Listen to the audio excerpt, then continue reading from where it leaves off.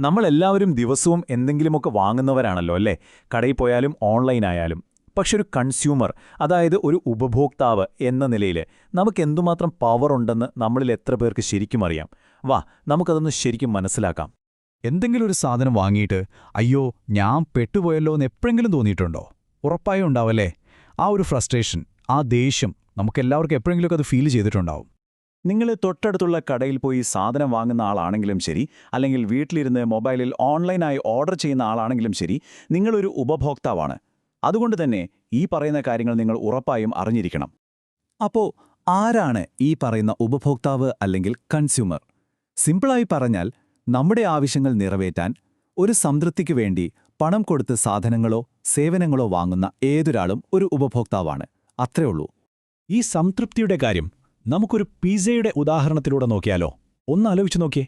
വിശന്നിരിക്കുമ്പോൾ കഴിക്കുന്ന ആദ്യത്തെ pizza slice അടിപൊളിയല്ലേ? പക്ഷെ അതേസമയം 10ാമത്തെ സ്ലൈസോ അത്രയ്ക്കൊരു സുഖം കാണില്ല. കണ്ടോ? ഈയൊരു സംതൃപ്തിയാണ് ഒരു ഉപഭോക്താവ് എന്ന നിലയിൽ നമ്മുടെ തീരുമാനങ്ങളെ സ്വാധീനിക്കുന്ന പ്രധാന കാര്യം. പക്ഷേ ഒരു പ്രശ്നമുണ്ട്. ഇന്നത്തെ മാർക്കറ്റിൽ കാര്യങ്ങൾ അത്ര സിമ്പിളല്ല. പലതരത്തിലുള്ള ചതിക്കുഴികളും അനീതികളുമൊക്കെ നിറഞ്ഞൊരിടത്താണ് നമ്മൾ ഉപഭോക്താക്കളായിട്ട് നിൽക്കുന്നത്. ദാ ഈ കാണുന്ന പത്രവാർത്തകളൊന്ന് നോക്കിയേ. ഓൺലൈൻ തട്ടിപ്പ്, റിയൽ എസ്റ്റേറ്റ് തട്ടിപ്പ്, അങ്ങനെ എന്തെല്ലാം. ഇതൊന്നും എവിടെയോ നടക്കുന്ന ഒറ്റപ്പെട്ട സംഭവങ്ങളല്ല, മറിച്ച് നമുക്ക് ചുറ്റും വളരെ വ്യാപകമായി നടക്കുന്ന ഒരു വലിയ പ്രശ്നത്തിന്റെ സൂചനകളാണ്. അപ്പം നമ്മൾ എങ്ങനെയാണ് സാധാരണയായി പറ്റിക്കപ്പെടുന്നത്? തെറ്റിദ്ധരിപ്പിക്കുന്ന പരസ്യങ്ങൾ, ഓൺലൈനിൽ ഓർഡർ ചെയ്യുമ്പോൾ വേറെന്തെങ്കിലും കിട്ടുന്നത്, ഒരു കാര്യവുമില്ലാതെ കൂടുതൽ വില വാങ്ങുന്നത്, നിലവാരം കുറഞ്ഞ സാധനങ്ങൾ, വീട് വാങ്ങാൻ പോകുമ്പോൾ പറ്റിക്കപ്പെടുന്നത്, എന്തിന് നമ്മുടെ ആരോഗ്യത്തിന് പോലും ഹാനികരമായ സാധനങ്ങൾ വിൽക്കുന്നത്, ഇങ്ങനെ ലിസ്റ്റ് നീണ്ടുപോകും. അപ്പോ സ്വാഭാവികമായും ഈ ചൂഷണങ്ങൾക്കെതിരെ ഒരു പ്രതികരണം ഉണ്ടാവല്ലോ. അങ്ങനെയാണ് ഉപഭോക്തൃ സംരക്ഷണ പ്രസ്ഥാനങ്ങൾ ഉണ്ടാകുന്നത്. ഇത് നമ്മുടെ അവകാശങ്ങൾക്ക് വേണ്ടിയുള്ള ഒരു പോരാട്ടത്തിന്റെ തുടക്കമായിരുന്നു.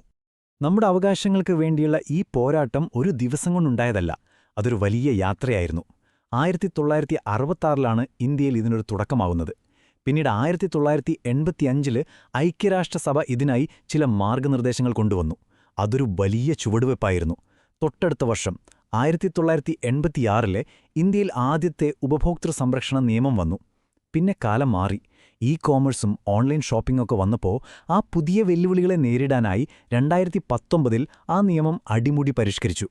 ഈ രണ്ട് ചിത്രങ്ങളും തമ്മിലുള്ള വ്യത്യാസം നോക്കൂ. ഇടതുവശത്ത് 1986 നിയമത്തിന്റെ ഒരു പോസ്റ്റൽ സ്റ്റാമ്പ്, വലതുവശത്ത് 2019 പുതിയ നിയമത്തിന്റെ ഒരു ഗ്രാഫിക്. ഈ ഡിജിറ്റൽ യുഗത്തിൽ നമ്മൾ കൂടുതലും ഓൺലൈനായി സാധനങ്ങൾ വാങ്ങുമ്പോൾ നമ്മളെ സംരക്ഷിക്കാൻ 2019 ഈ മാറ്റം എത്രത്തോളം അത്യാവശ്യമായിരുന്നു എന്ന് ഇതിൽ നിന്ന് തന്നെ വ്യക്തമാണല്ലോ.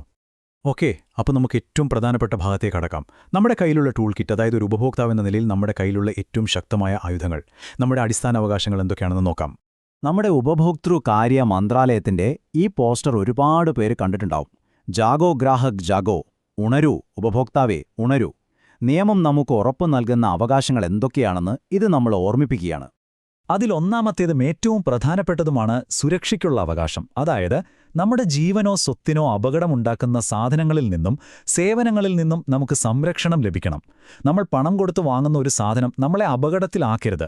അത് നമ്മുടെ ബേസിക് റൈറ്റാണ്. രണ്ടാമത്തേത് തിരഞ്ഞെടുക്കാനുള്ള അവകാശം.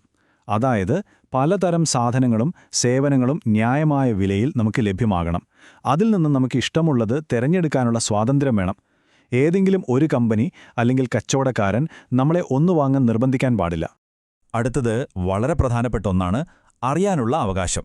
നമ്മൾ വാങ്ങാൻ പോകുന്ന സാധനത്തിന്റെ ക്വാളിറ്റി, അളവ്, അതിൽ എന്തൊക്കെ അടങ്ങിയിട്ടുണ്ട്, അതിന്റെ വില, ഇങ്ങനെയുള്ള എല്ലാ കാര്യങ്ങളെക്കുറിച്ചും കൃത്യമായ വിവരം ലഭിക്കാൻ നമുക്ക് അവകാശമുണ്ട്. ഒന്നും ഒളിപ്പിച്ചു വയ്ക്കാൻ പാടില്ല. ഇനി ഒരുപക്ഷെ ഏറ്റവും പ്രധാനപ്പെട്ട ഒരു അവകാശം, പരിഹാരം തേടാനുള്ള അവകാശം. നമ്മൾ പറ്റിക്കപ്പെട്ടാൽ അല്ലെങ്കിൽ നമുക്ക് മോശം അനുഭവം ഉണ്ടായാൽ അതിനെതിരെ പരാതിപ്പെടാനും നഷ്ടപരിഹാരം വാങ്ങാനും നമുക്ക് അവകാശമുണ്ട്. വെറുതെ സഹിച്ചിരിക്കേണ്ട കാര്യമില്ല. അവസാനമായി ഉപഭോക്തൃ വിദ്യാഭ്യാസത്തിനുള്ള അവകാശം. നമ്മളിപ്പോൾ ഈ സംസാരിക്കുന്ന കാര്യങ്ങൾ, അതായത് നമ്മുടെ അവകാശങ്ങളെക്കുറിച്ച് പഠിക്കാനും അറിവുള്ള ഒരു ഉപഭോക്താവാകാനുമുള്ള അവകാശം പോലും നിയമം നമുക്ക് നൽകുന്നുണ്ട്. ഇത് കൊള്ളാമല്ലേ? ശരി, അപ്പോൾ നമുക്ക് ഇത്രയും അവകാശങ്ങളുണ്ടെന്ന് മനസ്സിലായി. ഇനി ഇതൊക്കെ വെറും കടലാസിലാണോ? അല്ല. ഇതെങ്ങനെ പ്രാവർത്തികമാക്കാം, നമ്മുടെ അവകാശങ്ങൾ എങ്ങനെ നേടിയെടുക്കാമെന്ന് നോക്കാം. ഈ ചിത്രം കണ്ടില്ലേ? നമ്മുടെ അവകാശങ്ങൾ സംരക്ഷിക്കാൻ കൃത്യമായൊരു നിയമ സംവിധാനം തന്നെയുണ്ട്. അതാണ് ഉപഭോക്തൃ കോടതികൾ. സാധാരണക്കാർക്ക് എളുപ്പത്തിൽ, കുറഞ്ഞ ചെലവിൽ, വേഗത്തിൽ നീതി കിട്ടാൻ വേണ്ടിയുള്ള ഒന്നാണിത്. ഇതിന്റെ ഒരു ഘടന വളരെ സിമ്പിളാണ്. 3 തലങ്ങളാണുള്ളത്. 1 കോടി രൂപ വരെയുള്ള പരാതിയാണെങ്കിൽ നമുക്ക് ജില്ലാ കമ്മീഷനെ സമീപിക്കാം. അതിൽ കൂടുതലാണെങ്കിൽ സംസ്ഥാന കമ്മീഷനെ സമീപിക്കാം. ഇനി 10 കോടിക്ക് മുകളിലുള്ള വലിയ കേസുകളാണെങ്കിൽ നേരെ ദേശീയ കമ്മീഷനിലേക്ക് പോകാം. കണ്ടോ, എല്ലാം വളരെ വ്യക്തമാണ്. പക്ഷേ ഇതെല്ലാം തുടങ്ങുന്നത് ഒരൊറ്റ വളരെ സിമ്പിളായ കാര്യത്തിൽ നിന്നാണ്. നമ്മൾ വാങ്ങുന്ന ഓരോ സാധനത്തിന്റെയും ബിൽ കൃത്യമായി വാങ്ങി സൂക്ഷിക്കുക. വെറും ബില്ലല്ല, അതിൽ GST നമ്പർ ഉണ്ടെന്ന് ഉറപ്പുവരുത്തണം. കാരണം ആ GST നമ്പറാണ് ആ കച്ചവടം നിയമപരമായി നടന്നതിന്റെ ഏറ്റവും വലിയ തെളിവ്. ഈയൊരു ചെറിയ ശീലം നിങ്ങളുടെ അവകാശങ്ങൾ നേടിയെടുക്കാനുള്ള പോരാട്ടത്തിലെ ഏറ്റവും വലിയ ശക്തിയായി മാറും. അപ്പോ നമ്മുടെ അവകാശങ്ങൾ എന്തൊക്കെയാണ് എന്നറിയുക എന്നത് ആദ്യത്തെ പടിയാണ്, ഏറ്റവും പ്രധാനപ്പെട്ട പടി. പക്ഷേ ഇനി നിങ്ങളുടെ അടുത്ത പടി എന്തായിരിക്കും?